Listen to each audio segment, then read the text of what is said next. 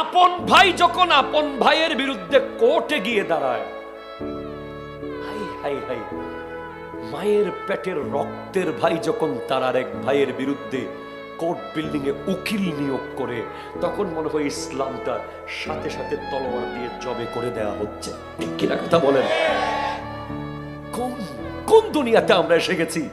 আপনি জানেন না, নাজরু ইলা ওয়াজহে আখি ইবাদাতুন, আপন ভাইয়ের চেহারার দিকে তাকানো ইবাদত। আপনি আপনার ভাইকে বের করে দিয়েছেন বউয়ের কথায়, ভাইয়ের সাথে সম্পর্ক ছিন্ন করেছেন, কত বছর এক টেবিলে খান নাই, কত দিন একসাথে বসে গল্প করেন নাই। আপনি তো জানেন না, আপনার ভাই যদি আপনার থেকে খায়, ওইদিকে নূরের মিম্বরে বাঁশ লাগানো হবে। আল্লাহ নূরের মিম্বরে মিম্বর বানাতে যা যা লাগে, এদিকে আপনার ভাই খাচ্ছে আপনার থেকে, ওদিকে মিম্বর তৈরি হচ্ছে। আপনার মা খাচ্ছে, মিম্বর তৈরি হচ্ছে। আপনার বোন খাচ্ছে, মিম্বর তৈরি হচ্ছে। আল্লাহ বলছেন হাদিসে কুদসি, ওয়াজাবাত মুহাব্বতি লিল মুতাহাব্বিনা ফিয়া ওয়াল মুতাজালিসিনা ফিয়া ওয়াল মুতাজাবিরিনা ফিয়া ওয়াল মুতাবাজিলিনা ফিয়া।